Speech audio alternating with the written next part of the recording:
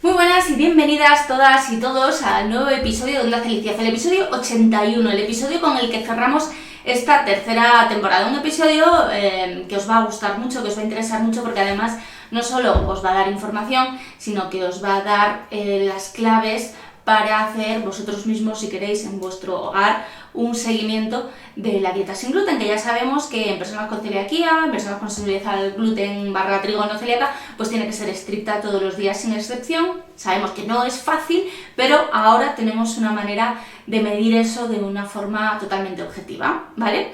Ya os he dado una buena pista, de hecho, si nos habéis escuchado más veces o si habéis estado pendiente de las jornadas Cangas sin gluten, ya sabéis seguro de quién estoy hablando, pero os la presento ya mismo.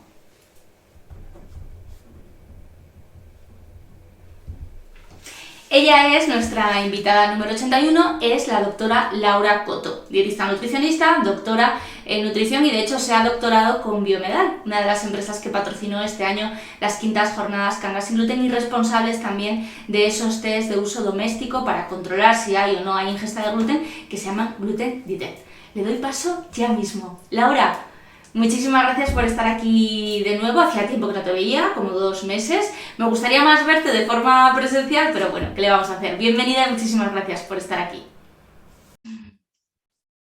Doctora Laura Coto, bienvenida a Onda Felicidad. Muchísimas gracias por tenerte aquí. Me gustaba más cuando te tenía físicamente, que coincidimos este año, estuviste en las jornadas de Cangas de Narcea, pero bueno, te veo muy bien, ya en veranito, relajada y esas cosas. Bienvenida y muchísimas gracias por hacernos un hueco. Pues nada, encantada de saludar otra vez, Lorena, y muchísimas gracias por la invitación. Encantadísima de estar aquí. Nada, yo feliz porque en Cangas, bueno, pues al final estuviste hablando, formabas parte, ¿no? Del equipo médico-científico, de la parte de divulgación de esas jornadas que tuvieron lugar el sábado 27 de mayo. Y hablaste de cosas tan interesantes que yo, que estaba por ahí haciendo fotos, veía a todo el mundo apuntar notitas en el papel y después cuando he podido ver con tranquilidad la charla, pues me pareció muy interesante porque tú eres profesional de la nutrición, perdón, eres doctora en nutrición, pero conoces muy de cerca el día a día de las personas que tenemos que hacer una dieta sin gluten. Entonces, por eso me parece tan interesante hablar contigo para conocer las dos visiones, ¿no? Y empezamos con la entrevista, porque de hecho, bueno, yo creo que a día de hoy todo el mundo tiene que saber que la dieta sin gluten tiene que ser estricta, la de las personas con celiaquía o con sensibilidad al gluten no celíaca, pero todavía de vez en cuando ves a alguien que, bueno, que sí, que no, que me la salto, que no es tan estricto. ¿Tú cómo ves este tema desde tu punto de vista? ¿Seguimos siendo poco estrictos con la dieta? ¿La gente ya está concienciada? ¿Cómo lo ves desde tu punto de vista? A ver, yo creo, desde mi experiencia profesional con la celiaquía, ¿no? Que bueno, podría hablar pues, de los últimos 10 años, porque más allá de eso, pues tampoco era consciente, ¿no? de nada de eso. Y bueno, incluso un poquito más de 10 años, porque también me toca a nivel personal, ¿no? Porque tengo familiares de primer grado celíacos. Y entonces, pues bueno, la celiaquía al fin y al cabo siempre ha estado desde mi adolescencia, como ha formado parte de mi vida en el sentido de que la conocía y era consciente de cómo vivían las personas celíacas, ¿no? Al ver pues, a mi prima pequeñita crecer con celiaquía, luego he tenido otro primo también celíaco. Entonces, a ver, yo creo que hay que ser positivos. Yo valoro decir, si pongo una balanza, creo que en 10 años las cosas han mejorado mucho, muchísimo y para bien. Entonces, hoy en día, las personas con enfermedad celíaca pues, tienen muchas más posibilidades para hacer la dieta correctamente, tienen mucha más información, son diagnosticadas de forma más precoz, lo que les permite pues, no llegar, ¿no? a complicaciones graves o a síntomas ya pues, que luego son más difíciles, ¿no? de resolver a corto plazo. Y bueno, pues también la población general está un poquito más concienciada.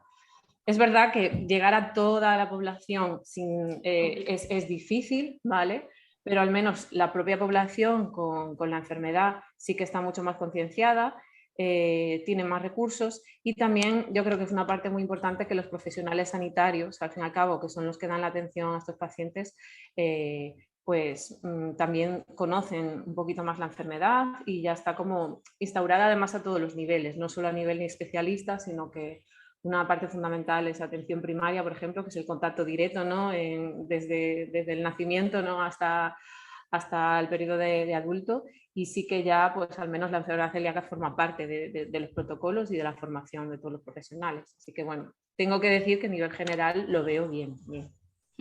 Sí, yo creo que ha cambiado muchísimo, o sea, estoy totalmente de acuerdo, y creo que los pacientes cada vez somos más conscientes de que, bueno, de que quizás la celiaquía no es lo que pensábamos hace algunos años, que era algo como, bueno, no puedes comer gluten y ya está. Cuanto más se conoce la enfermedad, más se conoce lo compleja que es y también lo necesario que es hacer una dieta sin gluten estricta todos los días. No es un capricho ni es que seamos unos maniáticos, ¿no? Que incluso dentro del colectivo de pacientes, pues hay quien nos dice, ¡hala, ya está esta que es súper estricta, que dice que si pasa un poco de pan por encima del plato! Es como, no, no, es que ojalá no fuese así, tiene que ser así, porque ¿qué es lo que le ocurre al organismo, así de manera general, que yo sé que es algo complejo, al organismo de una persona con celiaquía cuando toma un poquito de gluten? ¿Qué pasa ahí? Bueno, a ver, el modelo más aceptado que hay es que cuando ingerimos el gluten, ¿no? El gluten pues al final llega, una vez pasada toda la digestión y demás, se va como degradando, ¿no? Y se van quedando como pequeños trocitos, ¿no? Que son lo que al final conocemos como péptidos inmunogénicos del gluten, ¿no? Entonces ahí tienen como una serie bueno, estos pequeños péptidos son más reconocibles, ¿no? Por el sistema inmunitario de las personas que tienen enfermedad celíaca. Cuando llegan allí a la barrera intestinal, parece que hay una especie de respuesta en la propia barrera intestinal, ¿no? Que se desencadena pues, por diversas, ya sea por la presencia del gluten o se cree que hay otros factores, ¿no? Que pueden influir. Aún ahí hay cierto desconocimiento, falta más investigación, pero bueno, se sabe que hay pues una respuesta del sistema inmune en esa zona, y luego también esos trocitos de gluten, esos péptidos, son capaces de cruzar la barrera intestinal, ¿vale? La pared intestinal, y llegan al interior. Y ahí, pues bueno, este modelo sí que está ya, este tipo de respuesta mucho más aceptado o más consolidado, ¿no? A nivel científico, y ahí pues lo que ocurre ya es una respuesta como específica hacia el gluten, ¿vale? La otra era un poco más inespecífica, podían haber distintos factores, pero aquí ya es específica, es decir, yo tengo la genética, ¿no? de celiaquía, y aún por encima se han dado pues todas las condiciones, porque a veces podemos tener la genética, pero la enfermedad no se activa, ¿no? Pero en este caso, pues al activarse, pues estos péptidos pasan por un proceso que se llama desaminación, ¿no? Por una enzima que ya cuando eres celíaco te suena un poco más, que es la transglutaminasa tisular, que lo que hace es que lo modifica un poquito esos péptidos y hace que sean un poquito más reconocibles por unas células que pues le presentan esos péptidos a las células del sistema inmune, que son las células T. ¿Vale? Estas células T son específicas para el gluten y son las que luego van a desencadenar una respuesta inflamatoria, es decir, produciendo anticuerpos específicos, anti esa transglutaminasa tisular, que llamamos endomisio, que es la pared intestinal, y antipéptidos de gliadina desaminados, es decir, son una serie de anticuerpos específicos de la enfermedad celíaca. Y después también pues, otra serie de respuesta inflamatoria que al final bueno, principalmente lo que nos va a llevar a lo que llamamos enteropatía, es decir, un daño en el intestino, ¿no? Que puede o no llevar a síntomas gastrointestinales, ¿no? El dolor de barriga, dolor abdominal, etcétera y tal, sobre todo pues, se va dañando esa barrera intestinal y si se perpetúa en el tiempo, pues va afectando a la absorción de nutrientes, que es principalmente la función de nuestro intestino. Pero se sabe que también, pues, si se sigue consumiendo gluten, todos esos anticuerpos se van pues, depositando en otros tejidos, y eso lleva a que tengamos pues, síntomas ya de todo tipo, es decir, afecta a cualquier parte del cuerpo. Entonces, a largo plazo podemos tener afectado a nivel neurológico, a nivel musculoesquelético, a nivel de la piel, bueno, y todo lo que se nos ocurra. Creo que nunca me lo habían explicado tan bien, te lo digo sinceramente, porque he visto como en cadena, ¿no? El paso, un paso, otro paso, otro paso, otro paso, y al final muchas veces los pacientes nos quedamos única y exclusivamente con los síntomas. Entonces mucha gente dice, bueno, como no tengo muchos síntomas, pues como un poquito, pero todo lo que hay detrás es realmente lo que hay que evitar, ¿no? Todo ese proceso, toda esa respuesta que acaba produciendo ese proceso inflamatorio tan brutal. Claro, y eso solo se evita, es decir, esa respuesta solo se da si se ingiere el gluten, ¿vale? Solo si el gluten es capaz de llegar allí. Obviamente, pues si tenemos ya, después de tanto tiempo, anticuerpos repartidos por todo el cuerpo y demás, pues la respuesta a la ingesta de gluten pues puede darse, ya digo, en cualquier parte del cuerpo, y ahí es donde podemos ver la manifestación, que muchas veces, en la mayoría de los casos, ahora porque se sabe más, no la identificamos con el consumo de gluten y con la celiaquía, pero es cierto que eso conocer este tipo de síntomas ha facilitado que, pues, que se diagnostique a través es decir, que ya no sea la enfermedad que llamamos enfermedad celíaca clásica. Si me duele la barriga, estoy hinchado, tengo diarreas o periodos de diarreas y estreñimiento, náuseas, vómitos, es decir, todo este tipo de cuadro, ¿no?, clínico, pues ya no es el clásico. Es decir, se llama como clásico, pero ya no es el común, me refiero. Sino que es más común ver ese tipo de síntomas que, claro, son más difíciles de llegar a ellos, y por lo tanto esto da lugar a que muchas veces el diagnóstico pues, pueda tardar años, ¿no?, en llegar a diagnosticarse correctamente la enfermedad celíaca. Pues imaginemos, porque una mujer ha tenido abortos repetitivos, no se queda embarazada, o hay amenorrea, por ejemplo, que es la falta de menstruación en un adolescente que no sea por otros motivos. Tenemos, por ejemplo, problemas a nivel óseo, ¿no? Fracturas, que puede haber osteopenia, osteoporosis, falta de mineralización de los huesos, porque al no poder absorberse el calcio, la vitamina D, etcétera, no somos capaces de reconstruir nuestros huesos. Y así, pues multitud. Bueno, la dermatitis herpetiforme, que creo que ya tenéis podcast de sobra hablando sobre ella, de la doctora Borregón. Y bueno, así es como podemos llegar a ella. Pero es una pasada. claro, yo creo que ya no deberíamos sorprendernos, y sin embargo seguimos sorprendiéndonos de que lleguen diagnósticos, pues lo que tú dices, ¿no? Una mujer que ha tenido 3, 4 abortos de repetición y de repente le dicen que es celíaca. ¡Qué sorpresa! No nos lo esperábamos.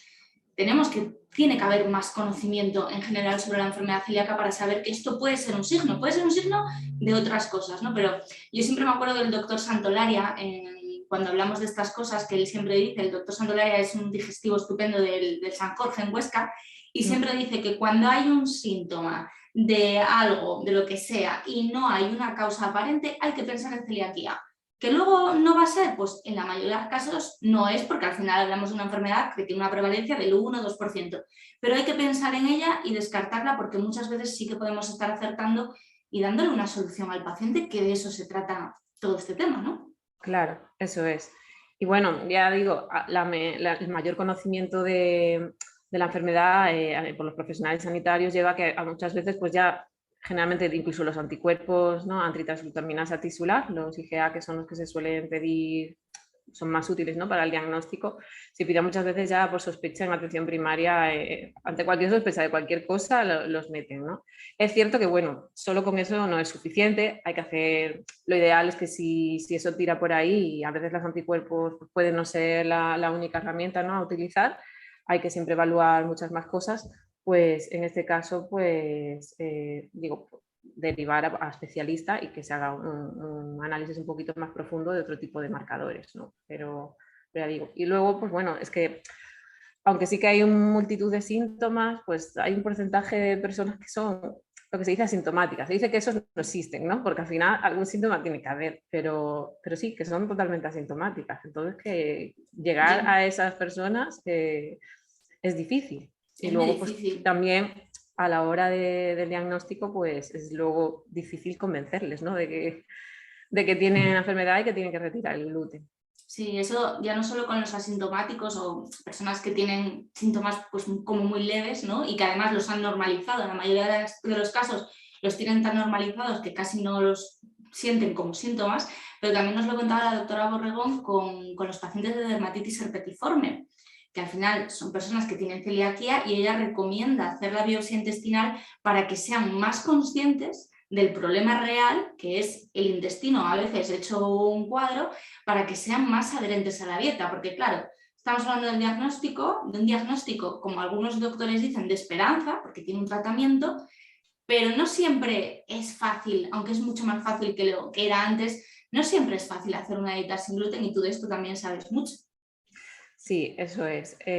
Bueno, comentabas el tema de la biopsia y la verdad que lo he escuchado pues por parte de digestivos, por ejemplo, los de digestivos de adultos, ¿no? Ahora que sabes que en pediatría, por ejemplo, no, la biopsia, por ejemplo, puede evitarse, ¿no? Si los niveles de anticuerpos transglutaminasa tisular están elevados, como muy elevados, ¿no? Como 10 veces por encima del umbral.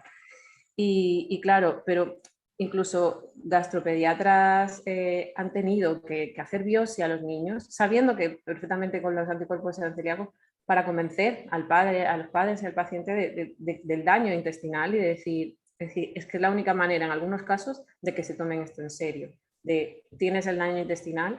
Y eso pues también lo he visto transmitido sobre todo en gastros adultos, ¿vale? Porque ahí, claro, un adulto ya es otra cosa. Entonces, decirle que tiene una enfermedad crónica y que va a tener que hacer una restricción de alimentos, pues que aunque digamos gluten, pero el gluten forma parte de muchos alimentos y muchas complicaciones, que seguramente ahora hablaremos de todas ellas,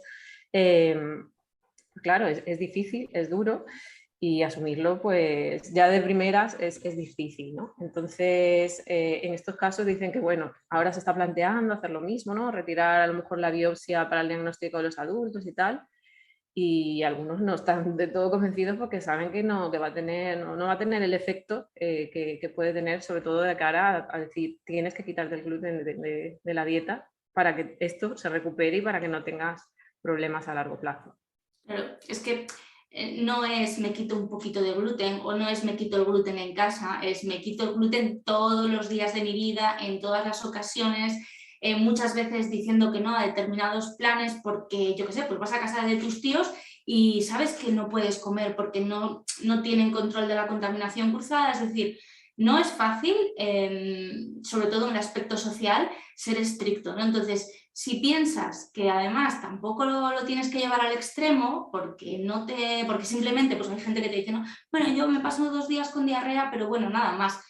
No, el problema es lo que tú has descrito al principio, es esa respuesta tan brutal que sufre nuestro sistema inmunitario, ¿no? Entonces, es muy complicado. A ti, que es desde tu punto de vista profesional y de lo que has visto también en tu entorno, ¿qué es lo que más complejo te parece de hacer una dieta sin gluten estricta de verdad todos los días? ¿Cuáles son las complicaciones? Lo difícil, vaya. Bueno, en primer lugar, cualquier tipo de pauta dietética que conlleve una restricción alimentaria de cualquier tipo y por cualquier motivo va a ser siempre problemática, ¿vale? Es decir, nos cuesta adherirnos a algo, a cualquier imposición, ¿no? Y eso pues ocurre, es decir, se sabe que la adherencia a tratamientos dietéticos nunca es del todo 100% en cualquier tipo de patología. Y eso que ahora estamos más acostumbrados a verlo. Ya digo, hablábamos antes de la concienciación, quizás también porque es que también ha crecido de forma exponencial el número de personas con intolerancias alimentarias, con alergias alimentarias, etcétera, ¿no? Y entonces eso hace pues, que ya los celíacos no sean los únicos, ¿vale? Sino que hay muchas otras personas que también reclaman no consumir ciertos alimentos porque les hacen daño. Yo creo que es eso, comentábamos antes, es difícil asumirlo y luego pues eso requiere, en primer lugar, tener mucha educación sobre información también sobre lo que es la dieta sin gluten estricta.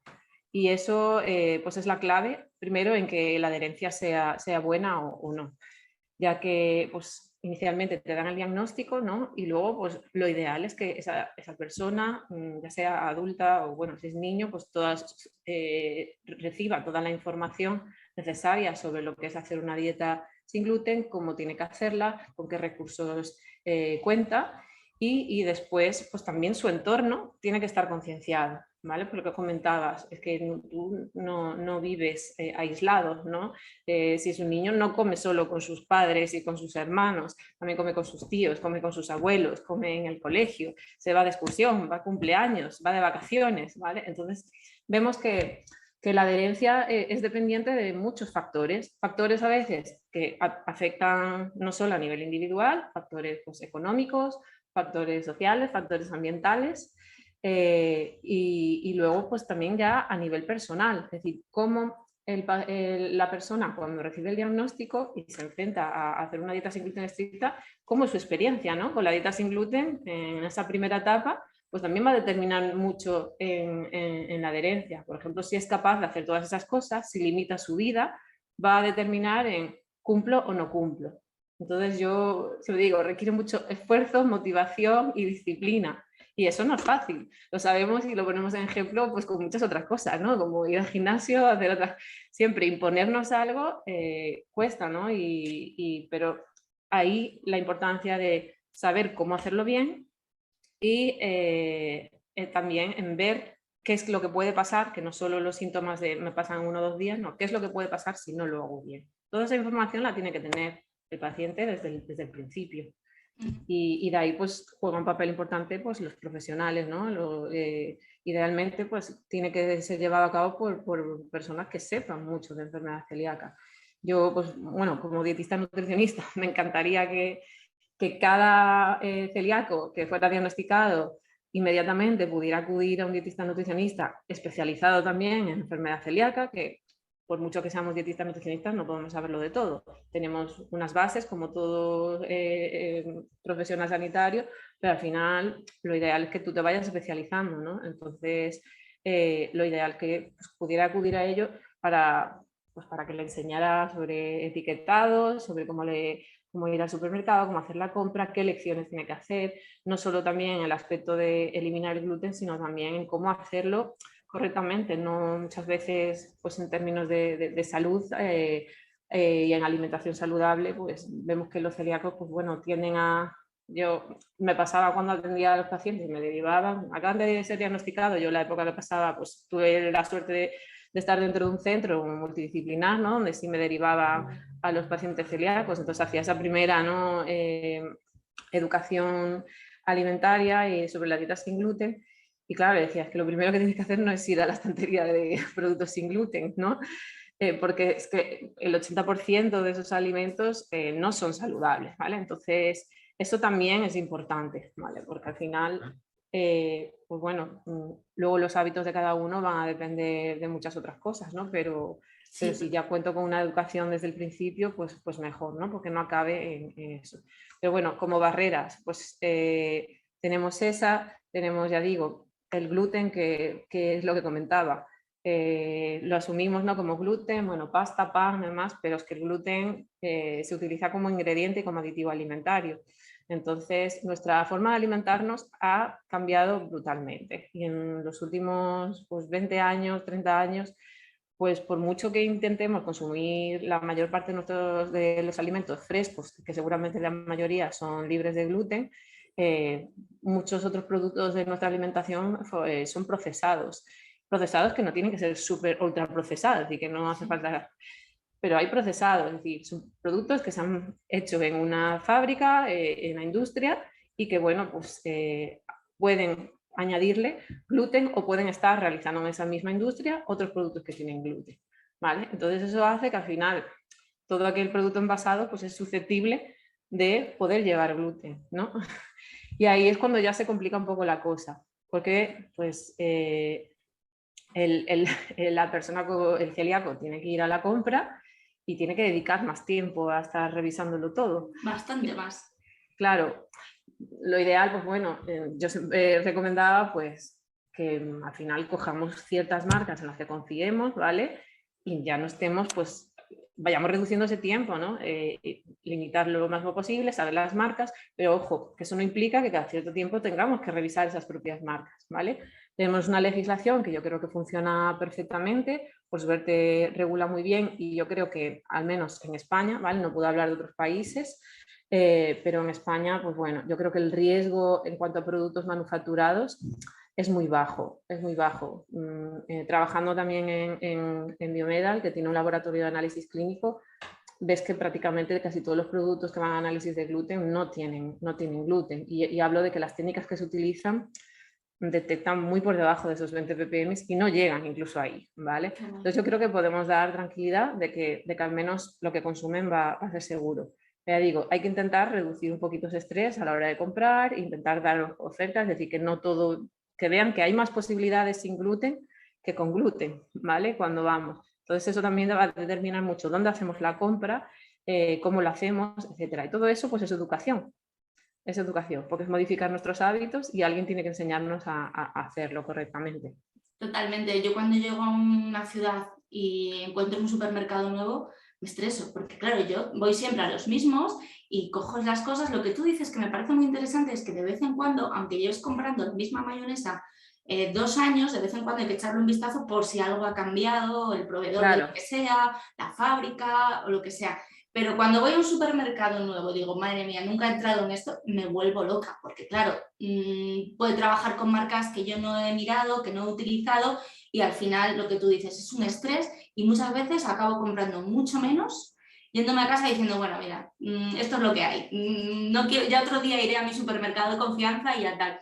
Y luego hay una cosa también muy importante que has dicho, que a mí me parece un mensaje muy, muy bueno, porque cuando nos diagnostican, se nos cae el mundo encima, en plan, madre mía, sin gluten, pero si todo lleva gluten, pero si nos paramos a pensar, hay más cosas sin gluten que con gluten, empezando por los propios cereales, ¿no?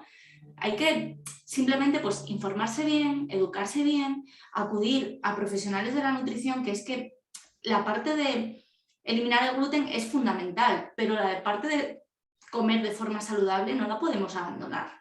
Claro, y además en este caso al celíaco le conviene, es decir, si al final incrementamos el consumo de productos frescos, sabemos que vamos a estar luchando un poco menos con eso, pero es cierto que, ya digo, hemos modificado muchísimo nuestros hábitos y al final pues tendemos a hacer las cosas a lo rápido, cada vez hay más productos envasados, tiramos más de precocinados.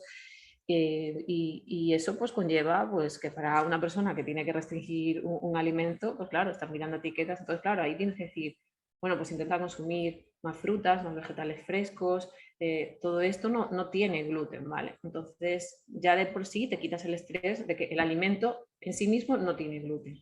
Luego ya pasamos a la parte posterior, que es la contaminación cruzada.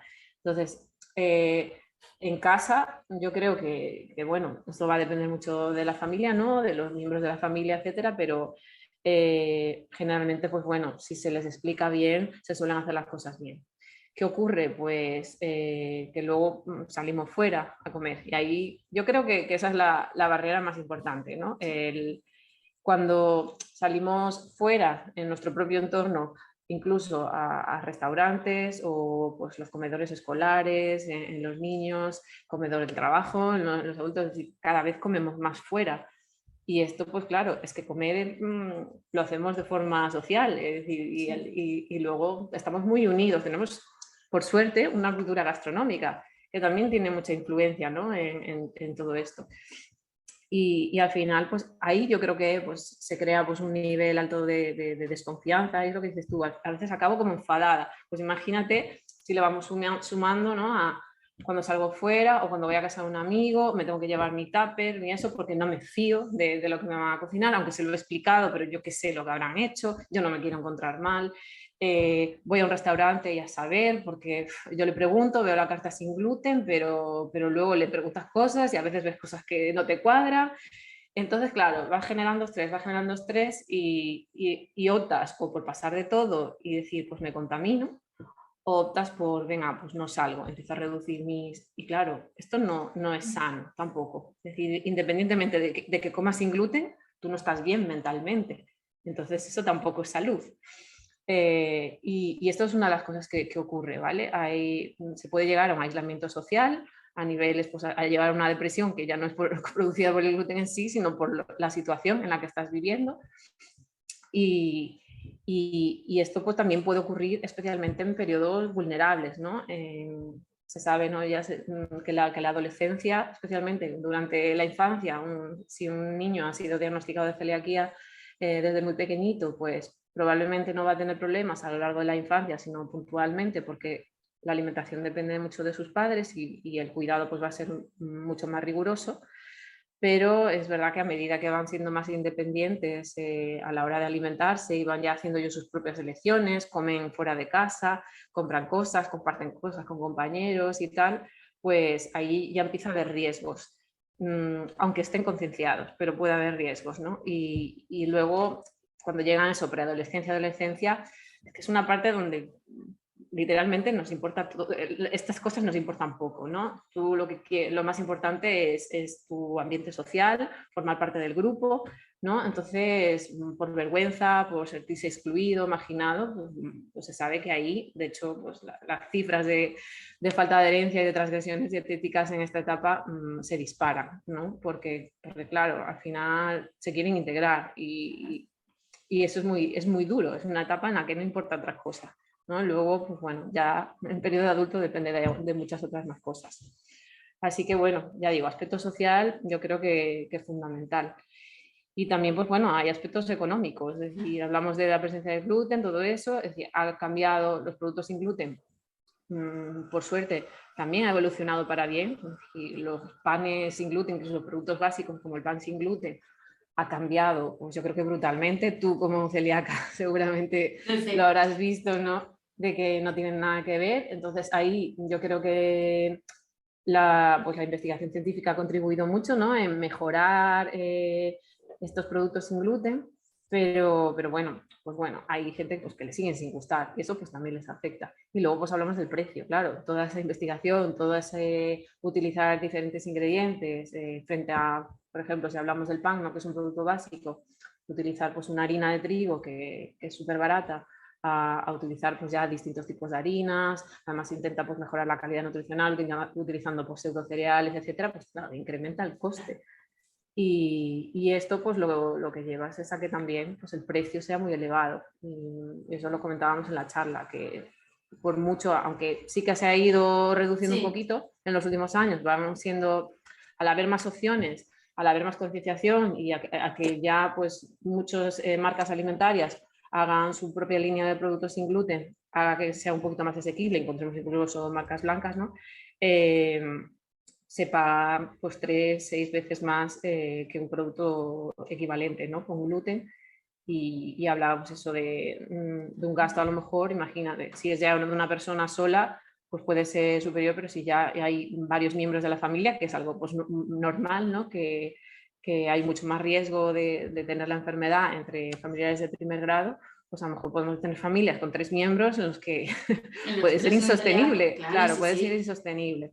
Entonces, imagínate, si no tienes esos recursos económicos, eso también implica en que no hagas bien la dieta correctamente. Y eso ya no tiene nada que ver con que quieras o no quieras hacerlo, es que no puedes hacerlo. Y en España, lamentablemente, no hay muchas ayudas. Otros países sí que cuentan con bonos, pero aquí en España hay algunas comunidades que los han tenido y los tienen, pero generalmente no hay ninguna ayuda económica para el celíaco.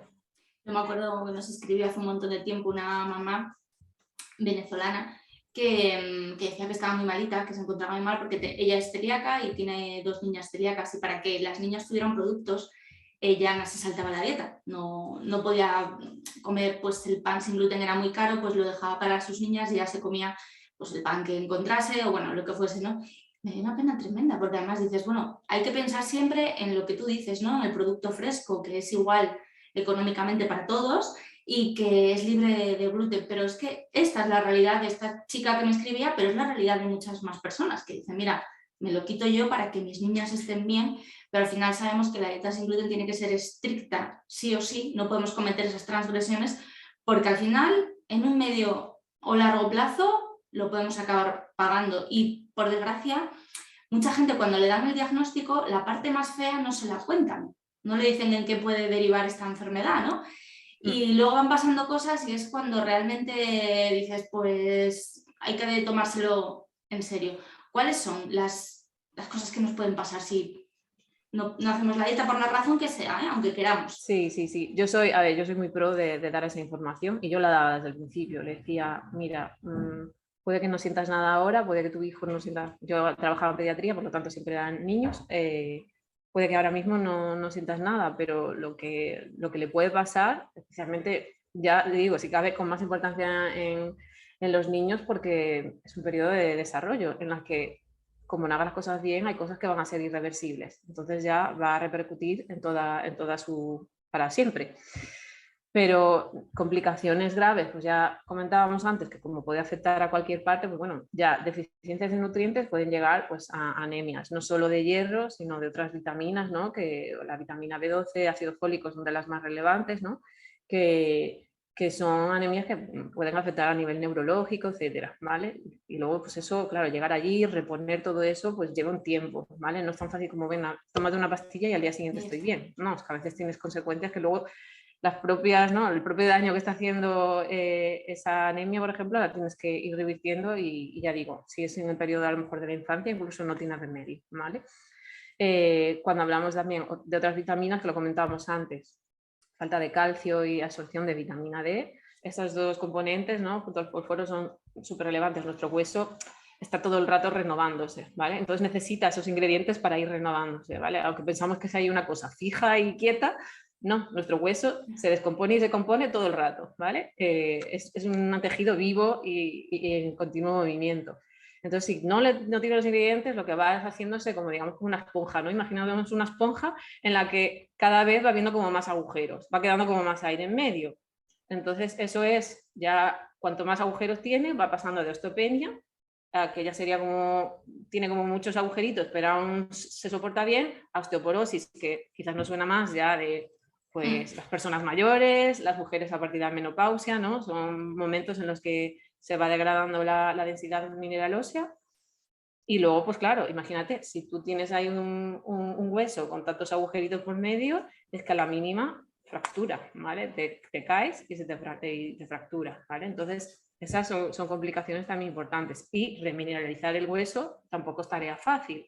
Entonces, en el momento que es cierto que no se hace de forma rutinaria, hacerte como una densitometría no ósea, solo en caso de que ya vean, según el momento, que pueda haber más riesgo y demás, pero si ya lo hay, pues lo que se tiene es que hacer un seguimiento, reponer esos minerales y ver cómo evoluciona el hueso. Pero hay momentos en los que, imaginemos que es ya un adulto o una mujer con menopausia, reponer eso cuesta también. Entonces, eso puede ser otra. Luego, quizás, pues bueno, las que más asusten y la que al final siempre se dice un poco como para asustar es, pues bueno, si seguimos ingiriendo gluten, pues se pueden desarrollar varios tipos de cáncer, ¿vale?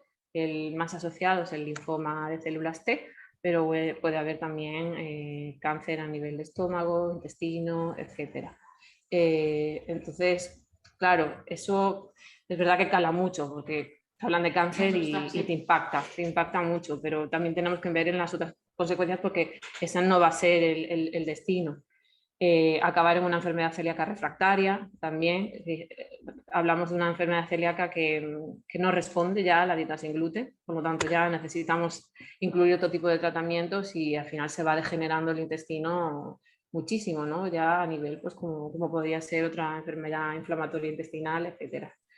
Y bueno, ya digo, esas son como complicaciones súper graves, pero ya digo, a nivel neurológico, acabas con depresiones, neuropatías, es decir, y también pues a nivel hepático, es como en todas partes, están escrito tantas cosas y que yo creo bueno, que merecen ser comentadas. Yo entiendo que soltar toda la retahíla, ¿no? De todo esto te puede saber, pum, pum, pum, no, pero comentarlo ligeramente y luego decir, hay complicaciones muy graves, ¿vale? Como estas, por lo tanto hay que tomárselo en serio. Eso pues es importante. Y la forma de comunicar también importa, es decir, no puedes coger, no, es que si no comes gluten vas a tener cáncer. Claro, ahí pues los profesionales sanitarios tenemos que modular el vocabulario, también la forma, ¿no? De explicar las cosas, no ser muy técnicos a la hora de explicar las cosas pues, más fácil para que sean comprensibles. Es que no todos tenemos... Yo te hablo a ti y tú, no solo como celíaca porque ya, sino eres divulgadora. Entonces tú ya has hablado y has tenido conversaciones con multitud de profesionales sanitarios y poco a poco ya entonces la jerga ya te las sabes. Y aunque te hablen de cositas, sí, pero aunque te hablen de cositas así, pues las vas entendiendo, ¿no? Porque ya estás en continuo aprendizaje, ¿no? De todo esto. Pero claro, tú a un paciente no le puedes decir que no tienen ni idea, que ni siquiera, ¿sabes? No son sanitarios o no saben nada. Es decir, tienes que hablar en un lenguaje que lo entiendan. Y pues todo esto yo creo que es clave explicarlo desde el día 1. Totalmente.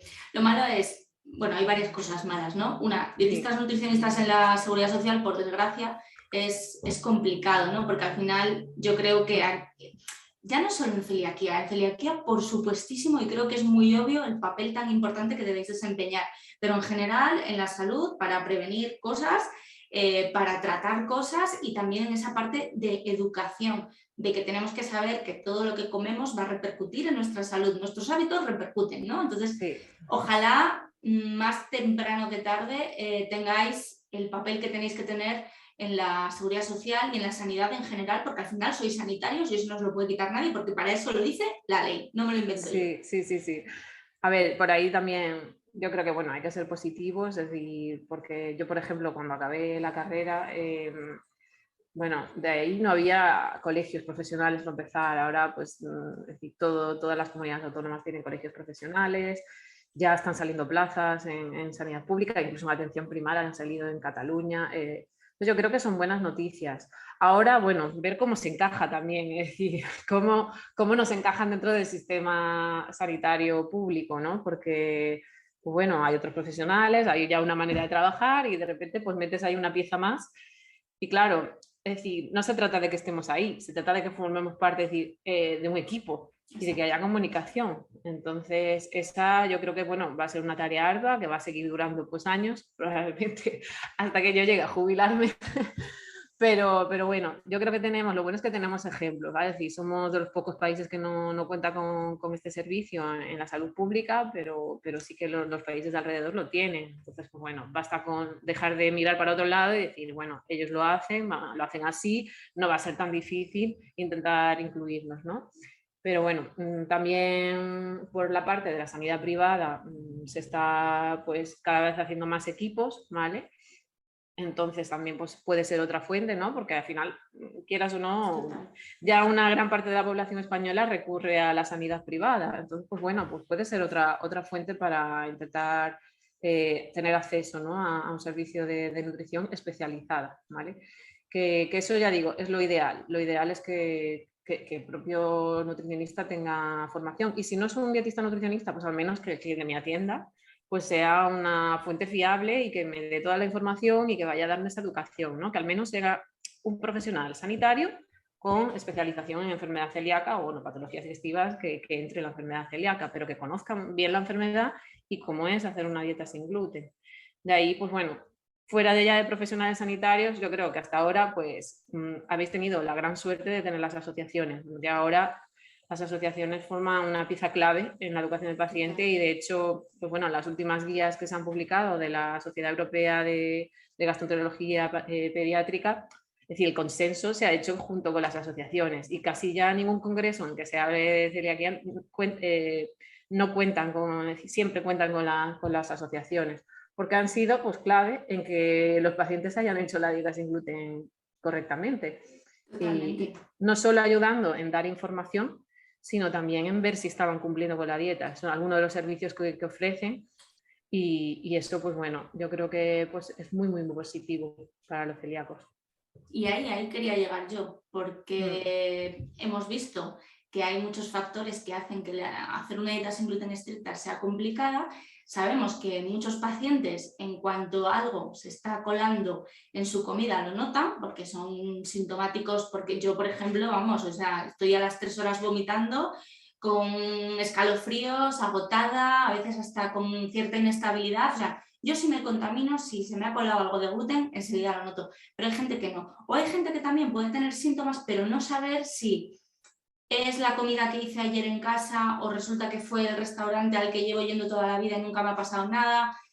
No es fácil. Entonces, sabemos que los pacientes con celiaquía tenemos que, por parte de los profesionales, nos tienen que hacer un seguimiento que es periódico y que es indefinido, pero no sabemos hasta qué punto esto nos va a decir si estamos haciendo las cosas bien, porque las herramientas que encontramos a día de hoy, el propio estudio CADER del doctor Bañares, ¿no? nos habla de pacientes que hacen las cosas más o menos bien, que no tienen síntomas y que 2 años después siguen con una atrofia vellositaria. Entonces, ¿qué herramientas tenemos? ¿Cómo debe ser ese seguimiento?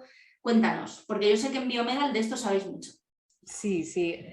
A ver, el seguimiento ya por activa y por pasiva tiene que ser, ya es lo que tú decías, tiene que ser continuo y para siempre. Es decir, no basta con, vale, ha normalizado todo y ya está.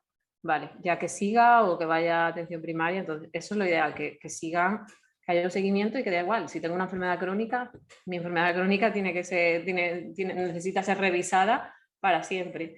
Y eso, pues en eso hay consenso, pero luego a la hora de aplicarlo en la práctica clínica no está tan claro, ¿vale? Y además es que el problema es que se hace de forma muy diversa, no solo entre distintos países, sino también incluso dentro de, por ejemplo, España, según la comunidad autónoma, como el sistema sanitario es diferente, o incluso en cada centro, se puede hacer de forma diferente. Entonces, claro, ahí ya hay ciertas desigualdades, ¿no? En cuanto al seguimiento. Este seguimiento, pues bueno, partimos de un diagnóstico en el que generalmente, a no ser que se haya evitado, hay una biopsia, ¿no?, intestinal, hay unos niveles de anticuerpos en sangre, anticuerpos específicos, que el que se va a utilizar casi siempre va a ser la antitransglutaminasa tisular, los niveles de inmunoglobulinas que llamamos A, en las que también se tiene que pedir inmunoglobulinas totales de IgA, ¿vale? Para ver si hay un déficit, ¿vale? Hay algunas personas que no generan IgA, inmunoglobulinas A, y por lo tanto no le valdría ver las IgA de antitransglutaminasa porque no van a tener ningún tipo de IgA. En estos casos tenemos una segunda opción, que es el pedir otro anticuerpo, que son las IgG, ¿vale?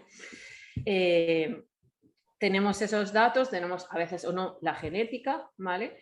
Y con eso, pues bueno, estas herramientas nos sirven también para el seguimiento y de hecho se siguen utilizando en el seguimiento porque nos permiten ver la evolución del diagnóstico, ¿vale? Pues generalmente pues los anticuerpos están elevados en el diagnóstico y se van disminuyendo esos niveles hasta que se ponen pues por debajo o no tenemos ya anticuerpos, ¿vale? Lo que pasa que, claro, el periodo en el que ocurre eso puede ser muy variable, desde 6 meses hasta 2 años o incluso más, ¿vale? El periodo que se suele decir es entre 6 y 24 meses, ¿vale? Para que veamos el rango tan amplio. Suele ser más rápido en los niños, ¿vale? Pero en adultos suele tardar un poquito más. Y con la atrofia intestinal lo mismo, ¿vale? Por eso lo de los 2 años que se suele hacer la biopsia de seguimiento, ¿no? Muchas veces porque es que se sabe que tarda en recuperarse. En los niños puede que a lo mejor en 1 año y pico puedan recuperar esa atrofia, ¿no? Se daña la mucosa, porque bueno, tienen esa capacidad, ¿no?, de regenerarse un poquito más rápido, pero los adultos a veces pueden tardar 3, 4 o 5 años en recuperarse, ¿vale? Y esto no es una exageración, esto está puesto ahí y lo dicen las revisiones. Entonces, claro, vale, eso está muy bien, vemos que se va disminuyendo, es que obviamente se ha reducido el gluten, pero no nos ofrece mucha información sobre, en el momento estamos haciendo la dieta sin gluten correctamente, estamos contaminándonos, porque claro, luego la sensibilidad al gluten depende mucho del individuo, ¿vale? Hay personas que toleran ciertas cantidades y otras que no toleran casi nada, con una contaminación cruzada se pone muy mal. Entonces, no hay una dosis segura y hay que quitárselo todo, pero estos marcadores, pues, no se siguen utilizando, pero no nos van a indicar mucho. Si están elevados y se perpetúa, es decir, se mantienen elevados, por ejemplo, los anticuerpos a lo largo de los 2-3 años, pues claro, obviamente algo está pasando y sospechas, ¿no? Pero si una vez se reducen, imaginemos, el niño ya pasa los 12 meses, se han puesto los anticuerpos por debajo, ya no aparecen elevados y ya está. Y a partir de ahí, ¿qué hacemos? Pues bueno, yo no le voy a hacer una biopsia porque no hay necesidad, no tiene anticuerpos, por lo tanto no creo que tenga atrofia. ¿Y qué hago? Pues le felicito porque lo está haciendo correctamente.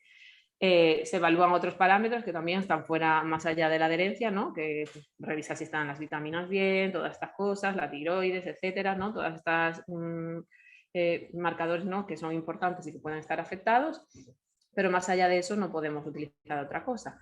Luego hay otras herramientas, pero ya digo, no se usan de forma rutinaria, que nos permitirían ver realmente si estamos haciendo la dieta correctamente, ¿vale?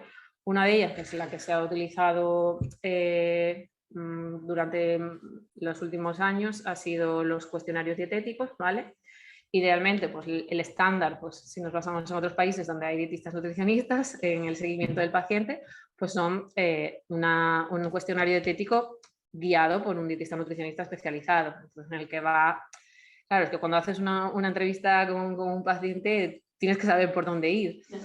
no es lo mismo que rellena este cuestionario y yo interpreto las respuestas. No, tú tienes que ir haciendo las preguntas y sabiendo por dónde va a ir, y si dice una cosa, pues ahí es un poco la importancia del profesional que lo elabore.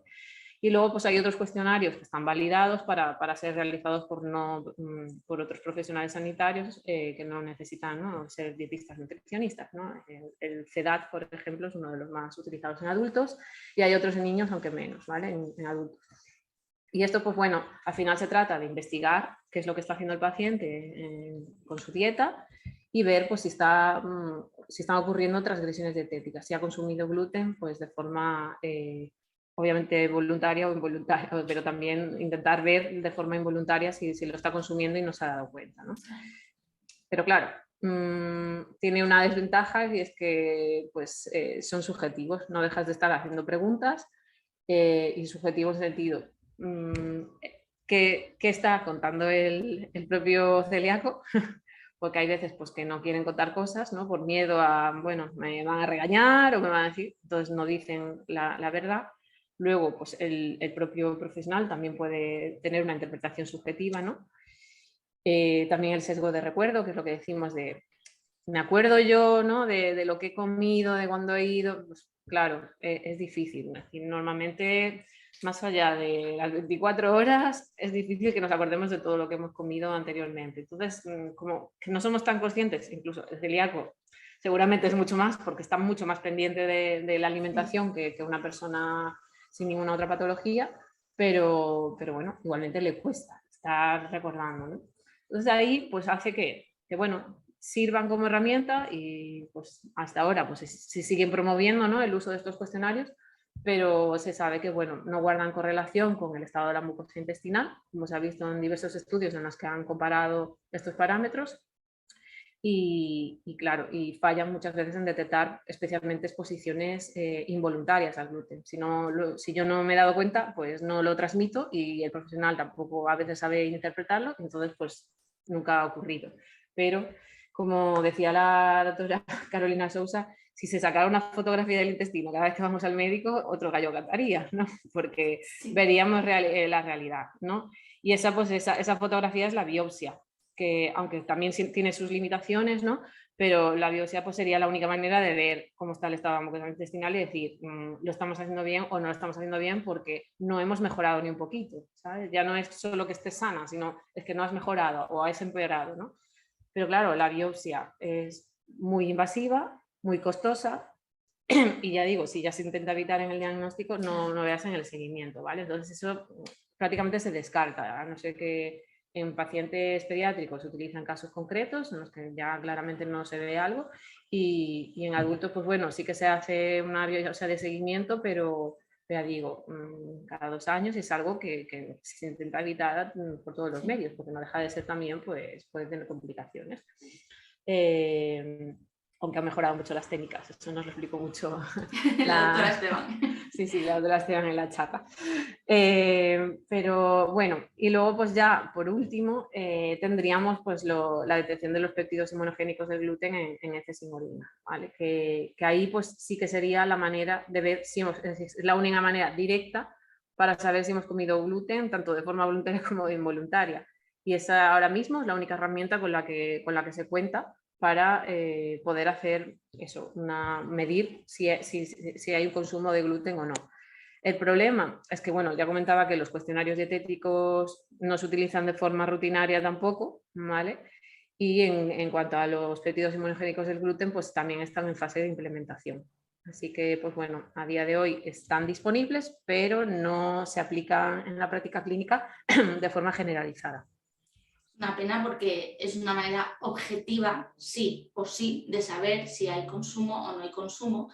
Y yo recuerdo en las jornadas de Córdoba a la doctora Carolina Sousa hablando pues eso, de una correlación directa entre hacer esos estudios, creo recordar que era X veces en heces, y correlacionarlo totalmente con el estado de esa mucosa intestinal. Entonces, bueno, ojalá pronto esté incluido dentro de todas las carteras de todos los hospitales de España, y tengamos esa herramienta que además no es nada invasiva, o sea, que es una maravilla. Eso es, eso es. Sí, lo que comentas de los estudios, pues bueno, esto, pues, lo importante es tener en cuenta esos estudios en los que han evaluado también todas las herramientas, ¿no? Eh, mm, por ejemplo, hay más estudios con el uso de los péptidos inmunogénicos del gluten en heces, en orina, ya llevan pues un largo recorrido, llevan ya 10 años de publicaciones, ¿no? Desde su lanzamiento, pues 10 años en los que se ha investigado, y es decir, hay multitud de estudios, tanto a nivel nacional como internacional, en pediatría y en adultos, usando orina, usando heces, y en casi todos estos estudios se evalúa en conjunto con las otras herramientas. No siempre se cuenta con la biopsia, hubiera sido lo ideal, pero como ya digo, incluso en los propios estudios clínicos cuesta hacer eso, ¿vale? Porque es que a nivel ético no es fácil hacer este tipo de cosas, y ya es difícil en algunos casos hacer los propios estudios con pacientes.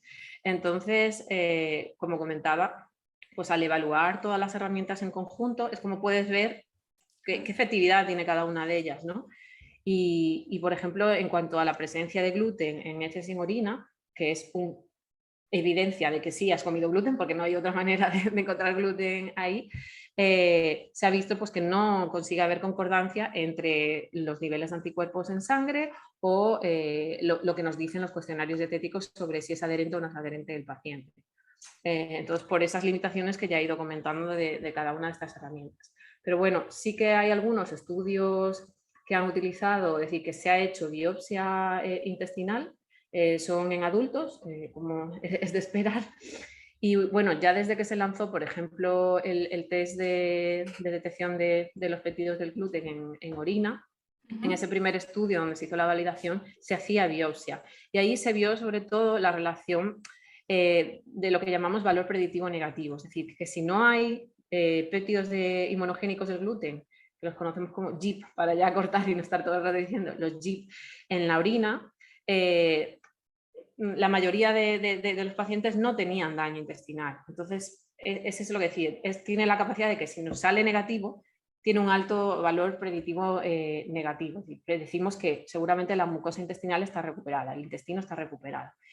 Este, pues bueno, fue un estudio con solo un test, ¿vale? Pero en los últimos años, en especial de 2020 y demás, que fueron las publicaciones, hubo un estudio mucho más complejo, ¿vale? En el que se hacían 3 determinaciones de GIP en la orina. Y ahí pues también se hacía una biopsia a los 2 años de seguimiento. Y ahí pues se vio que si había 3 resultados de GIP negativos, el 97% de los pacientes tenían la mucosa recuperada, es decir, una mucosa sana, un intestino sano. Por lo tanto, ese valor predictivo negativo que hablamos es que, ya digo, se situaba en el 97%, ¿vale? Lo cual, pues, esto es como lo que se intenta buscar en un marcador, ¿vale? Es decir, que sin hacer una biopsia consigamos un marcador que no sea invasivo, que nos diga cómo está nuestro intestino. Y aquí, pues bueno, de momento los GIP nos dicen si nuestro intestino está bien, si encontramos resultados negativos en la orina. Y eso pues haciendo pues, las 3 determinaciones. Ya digo, también, aunque no está publicada esa parte, se vio que si había 3 resultados positivos, un alto porcentaje de los pacientes tenían atrofia intestinal. Eso pues sí que se ha visto más de forma generalizada en otros estudios. Generalmente pues las personas que tienen GIP en heces y en orina tienen atrofia intestinal. El estudio que comentaste antes del CADER, ¿no? En este caso sí que se hizo con heces. Se recogían pues eso, durante 2 años, 2 muestras de heces a la semana, cada 6 meses, como si fuera el seguimiento del paciente, ¿no? Se hacían todos los parámetros, se utilizaban esas herramientas de seguimiento normales, anticuerpos, cuestionario, síntomas y demás, y también se hacía los GIP de heces 2 veces en una misma semana, una entre semana y otra fin de semana. Y claro, a los 2 años hacían la biopsia y vean pues todo eso en conjunto. Y ahí vieron que eso, que ni los anticuerpos eran capaces de ver. Es decir, primero que vieron un gran porcentaje de pacientes con atrofia intestinal persistente. A los 2 años seguían con un MARS 2, 3, es decir, con una mucosa muy dañada. Y veían que los anticuerpos en muchos casos se habían normalizado o muy pocos pacientes tenían anticuerpos elevados, que los cuestionarios dietéticos no decían nada tampoco, y sin embargo prácticamente un 80% de los pacientes tenían GIP en alguna de las muestras recogidas, ¿vale? Por lo tanto, lo que se dice es que al final los JIP detectan pequeñas cantidades de gluten ingerida y que un consumo, aunque sea pequeñito pero frecuente de gluten, lo que nos lleva es a que nunca recuperemos la mucosa intestinal y luego pues, ocurran pues, esas complicaciones que ya hemos comentado anteriormente. Y eso, pues bueno, ahí vemos que en ese sentido pues la presencia de JIP en los heces pues puede tener un alto valor predictivo positivo, es decir, que si lo encontramos de forma continua, lo que probablemente haya es atrofia intestinal. Fíjate que cuando entrevisté al doctor Bañales y nos contó todo esto, cuando acabamos la entrevista y cortamos, le dije, me acabas de generar una tensión increíble. Digo, yo llevo 20 años, 20 y tantos años diagnosticada, a ver si yo sigo teniendo atrofia vellositaria. Y se reía el hombre y me decía, hombre, mujer, si llevas 20 y pico años, estás bien, no pienses en esas cosas. Pero bueno, es verdad que teniendo este tipo de herramientas, que además, ahora nos contarás, también están disponibles para uso doméstico, uno puede llevar el control en su propia casa y estar tranquilo, sobre todo en determinadas ocasiones. O sea, yo, por ejemplo, lo hago de manera puntual, si me voy de vacaciones y estoy muchos días más expuesta. Bueno, pues a la vuelta lo compruebo. Los niños en el cole, en el comedor, todo este tipo de cosas que nos pueden generar más angustia, al final es que esto es objetivo. O sea, es que no es, me duele un poco la Eso es. tripa, me ha sentado mal la comida o he tomado gluten. Son cosas que hay que tener muy en cuenta. Claro, eso ha sido pues, bueno, una ventaja y yo creo que pues, una estrategia muy buena por parte de Biomedal desde que lo ha lanzado, ya que pues, bueno, diversificó un poquito los productos y supo ver que bueno, las necesidades no estaban solo en los profesionales, en los que ya digo, aún se sigue trabajando en introducirlos porque bueno, es que la práctica clínica es durita y meter un marcador nuevo en la práctica clínica cuesta mucho porque no solo se tiene que generar evidencia, que con los JIP ya la tenemos, ya digo, son 10 años con más de 20 publicaciones, con estudios de todo tipo y en los que se ha demostrado su eficacia. Pero es que luego tiene que haber consenso y hasta que se meta en una guía de práctica clínica no se aplica, ¿vale? Entonces, de ahí a esas dificultades de por qué no, si están, ¿por qué no los usan? ¿No? Es lo que se preguntará. Porque bueno, porque cuesta, porque no solo es que le tengas que convencer con estudios, sino que bueno, tiene que estar recomendado y luego pues ya nos metemos en los aspectos económicos. Pero ya digo, está esta línea como profesional, pero a la vez dijeron, es que el paciente también merece tener un autocontrol de la dieta, ya que al menos, pues bueno, que lo tenga disponible y que lo pueda utilizar para sentirse tranquilo de que está haciendo las cosas bien, ¿no? Entonces ahí, pues eso, está la línea que se llama Ividal, ¿no? Que es la profesional, y la línea de Glutenditec, ¿vale? Que es la línea de uso doméstico. Y ahí tendríamos la opción de tanto del test de heces como el test de orina, ¿vale? En este caso serían para uso doméstico los test rápidos, ¿vale? Y yo creo que hoy en día decir un test rápido ya sobra decir cómo se utiliza, ¿no? Bueno, es cierto que cada uno tiene sus peculiaridades, ¿no? Porque a lo mejor ahora sabemos todos usar un test de COVID, ¿no? Con la saliva, que si con el palito, que si aquí, si allá. Pero bueno, estos en este caso, como son heces y orina, pues bueno, tienen algún procedimiento, unos pasos previos, ¿no? Pues de coger la muestra, de mezclarla con la solución y demás. Pero bueno, son sencillos, están muy bien formados, hay unas guías así muy visuales para que lo hagamos Muy todo sencillos. correctamente, ¿vale? Y bueno, hay información, hay vídeos en YouTube donde lo explican todo, es decir, que yo creo que son fáciles de hacer y al fin y al cabo pues nos dan esa oportunidad de saber si hemos comido o no hemos comido gluten. Y es lo que comentaba, en lo que me comentabas tú, digo, que hay muchas situaciones en las que los podemos utilizar. Pero bueno, de base general, si ya no lo están aplicando en el seguimiento, es decir, el seguimiento tiene que ser continuo, ¿vale? Por lo tanto, pues bueno, si al menos no nos lo aplican en los profesionales que nos hacen el seguimiento, ¿vale? Porque no pueden o en el centro no está implantado, pues podemos hacerlo nosotros, ¿vale? Entonces, imaginemos el periodo inicial donde estamos aún sabiendo cómo se hace la dieta sin gluten, tenemos mucha incertidumbre de estamos comiendo gluten, estamos haciendo bien lo de la contaminación cruzada en casa, mi hijo va al comedor, voy a ver si está bien, pues todo eso, pues lo ideal es que se haga pues, un seguimiento y se pueda hacer con estos test, ¿vale? Usando tanto el de heces como el de orina. Pero luego, es lo que comentabas, hay momentos puntuales en los que también nos pueden ayudar, ¿no? Pues como he ido en este sitio nuevo, o bueno, si tengo síntomas, me he encontrado un poco mal, puedo saber si es debido a que he consumido gluten y si salimos de vacaciones. Es todos esos problemas que hablábamos antes, Claro. ¿no? De tengo desconfianza, voy aquí, voy allá, pues pues bueno, es cierto que, bueno, quizás hacer un test ahí después de ir a casa del suegro o de la suegra sea un poco... Ya sabes lo que Pero te va a bueno, salir. pero bueno, pero bueno, mira, si sale negativo, pues al menos le puedes decir, oye, Ese voto de muchísimas gracias confianza, por todo, ¿no? claro. Pero es cierto que en sitios donde va a ser de forma rutinaria, pues también te da un voto de confianza en seguir con tu vida normal y bajar ese nivel de estrés, el sentirse bien y que al menos la salud mental esté un poquito menos afectada. Totalmente. Y cuando salimos de vacaciones y el tema de restauración que ya comentamos que pues, es mucho más Es complicado, complicado. ¿no? Sí, sí, además hay una cosa que a los pacientes nos genera mucho estrés porque cuando nos diagnostican celiaquía pensamos, bueno, ya de ahora en adelante todo lo que me pase está relacionado con el gluten, seguro. Que me duele la cabeza es gluten. Que tengo una gastroenteritis, no es gastroenteritis, es gluten. Y cuando vamos al médico lo primero que nos suelen decir es que no estás haciendo bien la dieta. A veces el paciente comete errores como los podemos cometer absolutamente todo, porque un producto que resulta que antes era sin gluten, ahora ha cambiado el proveedor de no sé qué, es con gluten y yo no me he fijado, porque hemos salido fuera, por lo que sea. Pero no siempre es el gluten el causante y muchas veces perdemos tiempo en, vale, venga, voy a pegar una limpieza total de la cocina, voy a estar 2 semanas sin salir a comer fuera, voy a revisar todo lo que he comprado. Y al final era un SIBO o era, yo qué sé, un virus o tal. Entonces, a mí también me parece muy interesante cuando uno pasa una temporadita así, que de vez en cuando tiene algún síntoma o tal, saber si es gluten o no es gluten. Si es gluten, hay que buscar qué ha pasado, dónde está esa fuente de gluten. Pero si no es Claro. gluten, el médico nos tiene que ayudar. Eso es.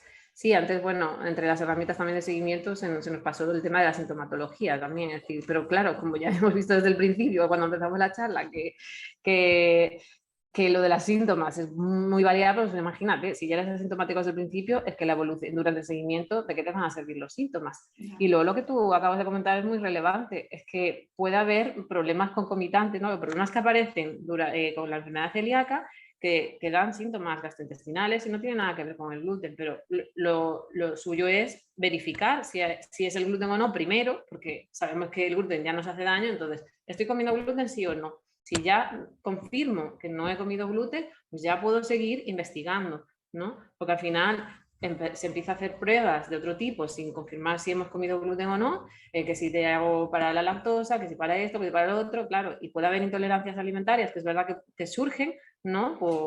Bueno, se complica por el daño intestinal, etcétera, y bueno, pueden perpetuarse un poco con el tiempo, pero antes de hacer todas esas pruebas vamos a intentar porque imaginemos, no, pues quítate la lactosa, pues claro, como fácil, como claro, con lo fácil que es, que ya me he quitado el gluten y sigue quitándome cosas, además sin ninguna razón clínica, ¿no? Entonces, ahí sí que juega un papel muy importante Sí, el confirmarlo. Y luego totalmente. también comentar que bueno, incluso durante el tiempo, y eso ocurre, pues al final los propios estudios también lo dicen y lo han visto con los GIP, es decir, en cuanto a la adherencia, se sabe que, bueno, como es una enfermedad crónica para toda la vida y que, claro, los primeros años estás ahí como a tope, ¿no? Diciendo, voy a hacerlo Sí, súper sí, súper bien, no sé concentrado. qué, súper concentrado, pero claro, tu vida también va cambiando y tiende a haber cierta relajación. Y eso especialmente en los adultos, ¿vale? Porque ya llega un momento que dicen, bueno, pues ya está, como estoy bien, como ya no siento nada, pues ya está. Y se va relajando. Y esto se ha visto. Mira, hay un estudio, la verdad, que muy chulo, que se hizo en Argentina, en lo que querían ver era el contexto real, ¿no? De un paciente y cómo, si era o no era. Llevaban 8 años ya a dieta sin gluten, ¿vale? Y se les cogió muestras de heces y de orina durante un mes. Y ahí se vio que era una locura, que prácticamente, es decir, del 63% de los pacientes tenían al menos una muestra de orina positiva y casi el 70% de heces. Entonces, es decir, que la mayoría de los pacientes alguna vez en un mes habían consumido gluten. Pero es que la mediana entre todos era de 3 muestras positivas, es decir, que la mayoría de ellos, una gran cantidad, tenía hasta 3 resultados de allí positivos, haciéndose 3 por semana, ¿vale? Ya digo, que eso nos muestra, es que es lo que quisieron decir esta es la situación real de un celíaco, ¿vale? Entonces, ahí habrá de todo, porque claro, tendremos algunos que sí que lo seguían haciendo muy bien y se han contaminado y no lo sabían y era involuntario de verdad, y habrá pues otros que realmente se relajan, ¿no? Y esa es la situación real, va a depender mucho de la persona y cómo se tome la dieta sin gluten.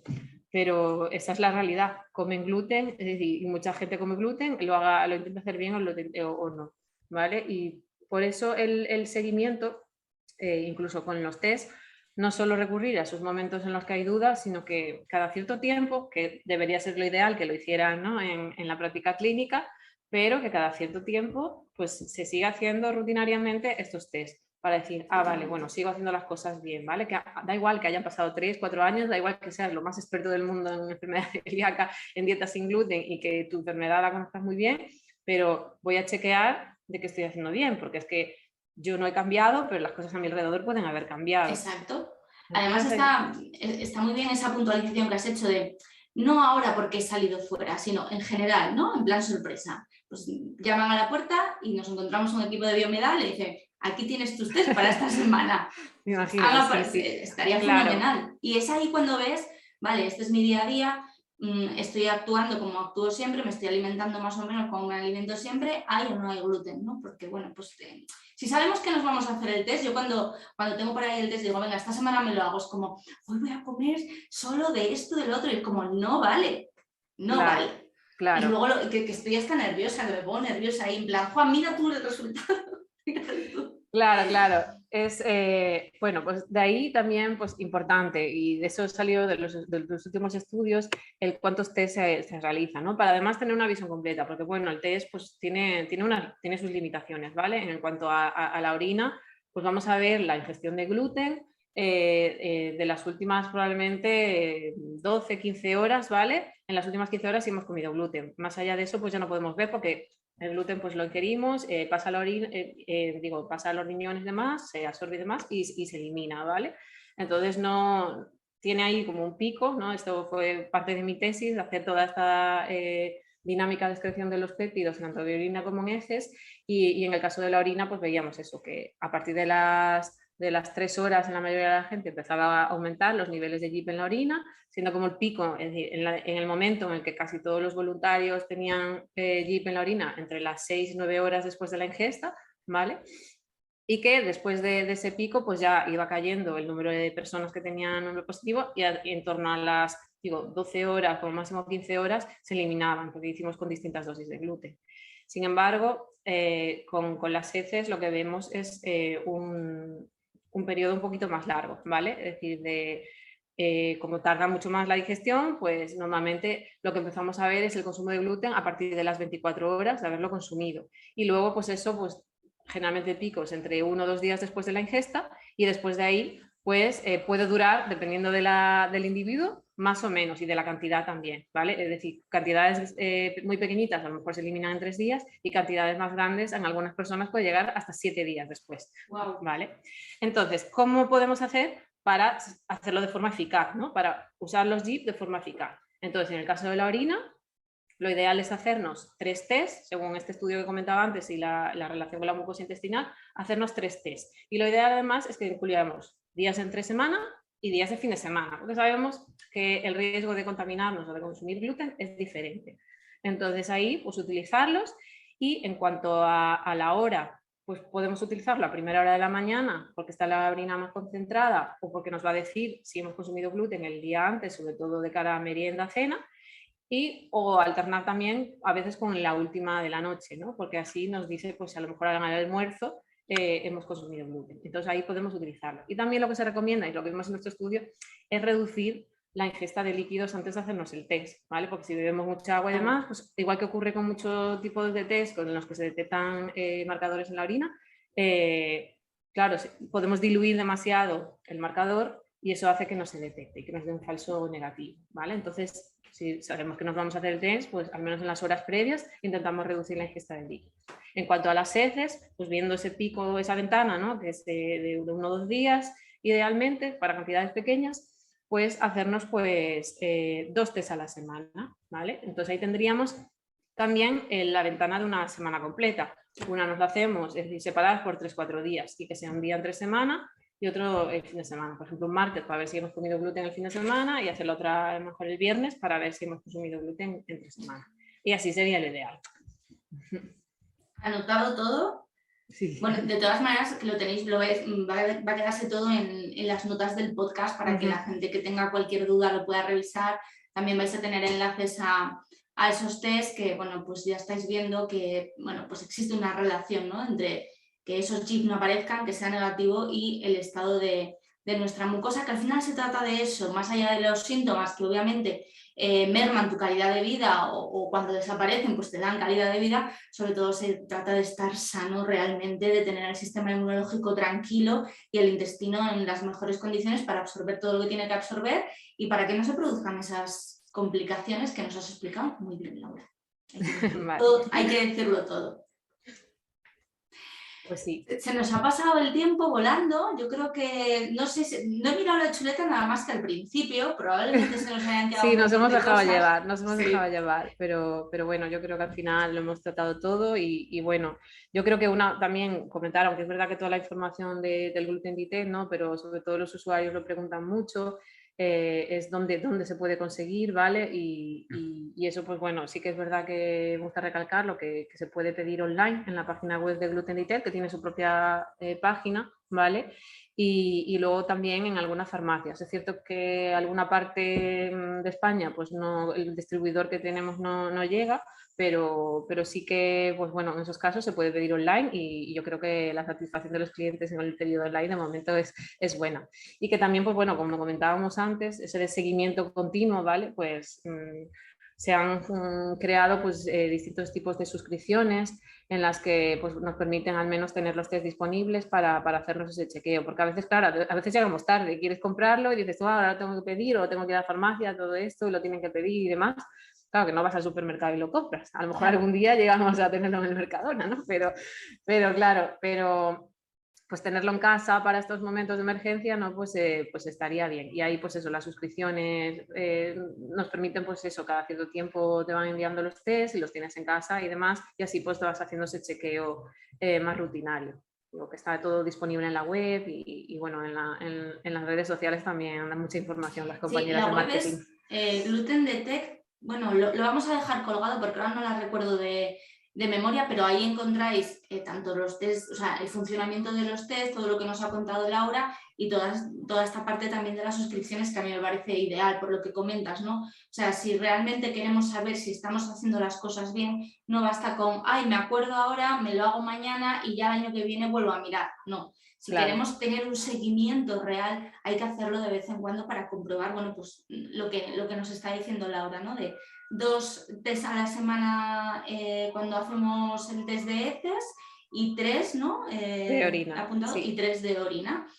Y es la manera de saber que estamos haciendo las cosas bien, más allá de que lo creamos o no, porque muchas veces lo que tú dices, ¿no? Cuanto más tiempo llevamos, pensamos que lo sabemos todo, porque pues yo llevo 25 años conviviendo con la celiaquía. Pues yo ya me he encontrado etiquetas de todos los colores y es como, no me vas a pillar, no me vas a pillar. Pero nunca hay que bajar la guardia, igual que no la hay que bajar fuera o, pues yo qué sé, vamos a casa de alguien que lleva mucho tiempo cocinando para nosotros, pero se le puede escapar algún día. Entonces, no hay que bajar la guardia y a mí me parece un avance brutal tener estas herramientas disponibles. Tanto yo creo que en también, los... sí. Totalmente, o sea, es que antes ibas a ciegas. O sea, a mí la última biopsia que me la hicieron con 19 años, llevaba ya 5 de diagnóstico, porque llegaron a sospechar que no era celíaca porque yo no mejoraba. O sea, me encontraba un poquito mejor, pero seguía teniendo una anemia brutal. Entonces, a los 19, me acuerdo que yo ya estaba en Madrid de la universidad y aprovechamos las vacaciones de Navidad para meterme tubos por todas las partes de mi cuerpo y al final comprobaron que el intestino estaba mejor, ya no había una atrofia total, que era un 3C, estaba mejor, todavía estaba un poco dañado y era que no hacía bien la dieta, porque no controlábamos hasta otros años, los años 90, no controlábamos tanto a pesar de estar con la Asociación de Celíacos del Principado de Asturias, ibas a los restaurantes y casi te la jugabas porque pedías cosas a la plancha, pero a saber en qué plancha te hacían sí. No, y qué conocimiento había. Claro. Yo, a ver, yo he sido hostelera antes de decir que yo empecé por la hostelería. Yo estudié cocina antes que nutrición y demás, y es decir, la cocina me ha llevado a donde estoy. Y bueno, yo me acuerdo, yo estudié entre 2008 y 2007 y 2008, estudié en Santiago de Compostela. Y de aquella, pues nos vinieron a dar una charla sobre la Asociación de Celíacos de Galicia, ¿no? Y sobre la dieta sin gluten, sobre la importancia de como cocineros, ¿no? de hacer menús sin gluten, y hacíamos menús especiales y nos enseñaban a eso. Pero claro, yo me he formado como cocinera y me han dado formación, es decir, de muchos aspectos, de seguridad alimentaria, de nutrición, de menús especiales y todas esas cosas, siendo cocinera. Pero es que ese no es el caso, ¿vale? No es una profesión en las que te exijan el título para poder ejercerla. Entonces eso hace que, pues, que al final, es verdad, vas a ciegas, y aunque haya una legislación de alérgenos, no hay formación. Es decir, se ha aplicado la ley, sí que hay una obligación de declarar, pero no hay obligación de hacer formación. Y luego, pues bueno, si ya a nivel general cambiamos de empleo, es decir, las empresas cambian totalmente los empleados, en la hostelería pues más. Es decir, entonces yo, por una parte, empatizo con el propio propietario de la hostelería de que no puede estar cada 2 meses, imagínate, formando a gente y demás, porque es un coste y bueno, ya bastantes cosas. Pero claro, es que a veces ni el propio propietario tiene conocimientos de hostelería y mucho menos de todas estas cosas.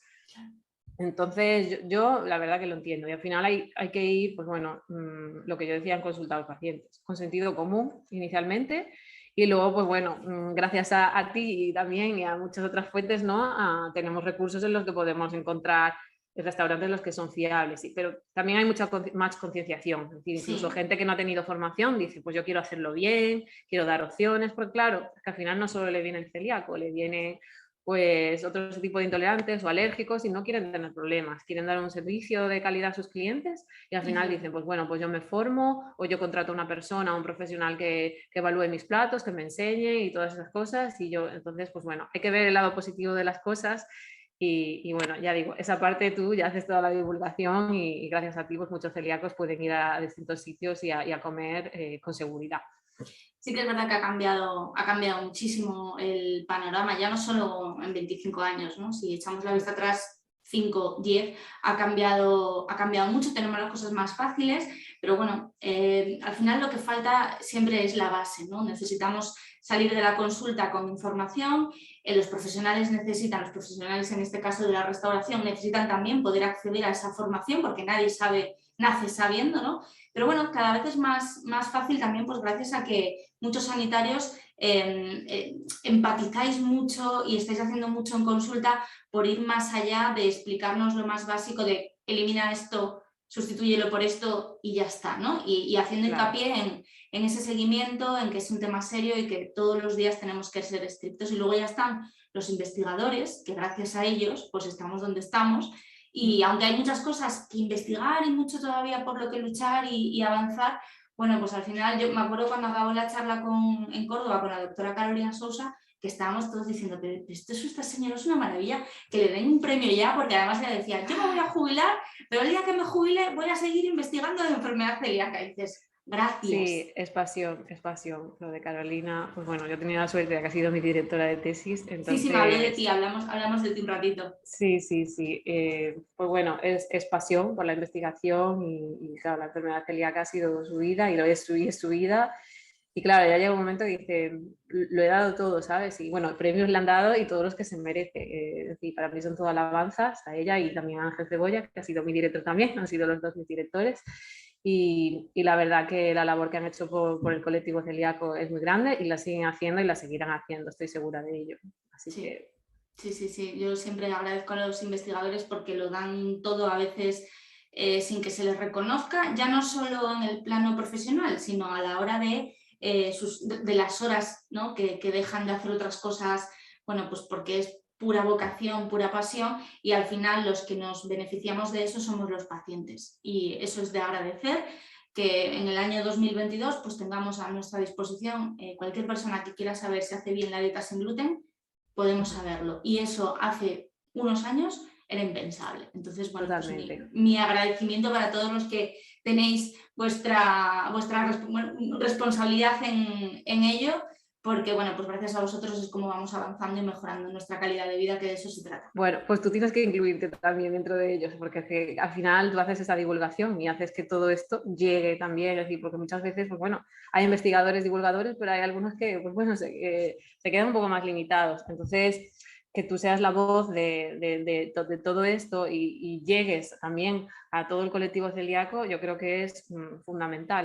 Entonces, pues bueno, también gracias a ti. Yo siempre digo que es puro egoísmo, porque al final, si al colectivo celíaco le va bien, a mí también me va bien, ¿no? Cuantas más herramientas tengamos todos los pacientes, pues mucho mejor. Y se trata de daros voz, porque además vivimos en un mundo en el que hay mucha información, pero no toda la información que hay es buena ni sale de las fuentes que debería salir, ¿no? Entonces, mi objetivo es ese, ser un poco un altavoz vuestro, una herramienta para que lleguéis y al final, bueno, pues los pacientes podamos tomar decisiones en base a una información que está actualizada y que es rigurosa. Así que, nada, te vuelvo a dar las gracias, Laura. Llevamos aquí un rato, Gracias. Sí. Bueno, nunca está de más.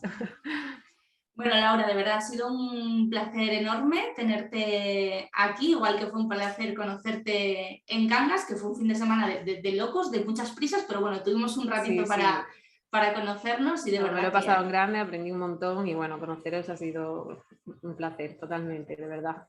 Lo mismo te digo, muchísimas gracias por estar aquí en el programa, por contarnos además de forma tan sencilla algo que no es nada sencillo, pero yo creo que todo el mundo lo... Eso espero, que haya sido sencillo. Sí, además ha sido como muy visual, o sea, sobre todo la parte en la que has explicado lo que nos pasa a los celíacos cuando tomamos gluten, yo nunca la había escuchado de una manera tan clara, así que de verdad que mil gracias por todo, por estar aquí y bueno, por esa manera que tienes de transmitir las cosas y de volcarte con el colectivo. Muchas gracias, Lorena, de verdad. Un abrazo y te volveré, cerramos temporada contigo, que sepas, en lo más alto, pero volveré a llamar a tu puerta. Muy bien, pues siempre estará abierta para ti, siempre. Muchas gracias, un abrazo y feliz verano. Igualmente, Lorena, un abrazo. Gracias. Bueno, hoy me despido de una manera un pelín diferente y es que, aunque ya os he advertido que esta entrevista con la doctora Laura Coto es el último programa con el que cerramos la temporada, es un poco mentirijilla, pero no me he expresado bien, es verdad, porque es la última entrevista que vamos a emitir hasta septiembre. Por cierto, la entrevista número 82 con la que abrimos la temporada número 4, ojito que ya está grabada y de verdad que es una pasada, pero nos queda un programa más para realmente cerrar este. Lo que pasa es que es un programa diferente, es un programa en el que voy a estar sola, pero de verdad que no va a ser aburrido porque vamos a hacer un repaso de las 5 entrevistas más escuchadas, más reproducidas de toda esta temporada. Os tengo que dar las gracias porque esta tercera temporada de Onda Felicidad ha sido como un importante paso en la consolidación del podcast. Ha habido muchísimas más reproducciones en comparación con las anteriores temporadas y es de agradecer esa confianza en nuestro trabajo. Así que en riguroso directo, ojo, ahí queda la cita, en riguroso directo el día 22 de julio a las 9 de la mañana, es viernes 9 de la mañana, que es cuando subimos normalmente los podcasts, y os espero en el canal de Twitch de Felicidad, en riguroso directo, para hacer ese repaso a las 5 entrevistas más escuchadas de la temporada, sobre todo por aquellas personas que han conocido Onda Felicidad en los últimos episodios y bueno, pues no está de más que tengan en cuenta que son todos estupendos y maravillosos solo por una razón, por los invitados y porque los escucháis vosotros, vaya, no por otra cosa. Así que ya lo sabéis, ese 22 de julio, 9 de la mañana, en nuestro canal de Twitch en directo, y si no tenéis Twitch no pasa nada, porque lo vais a poder escuchar aquí después, aunque ya no en directo, que es mucho más divertido. Allí os espero, muchísimas gracias por todo y hasta el 22 de julio.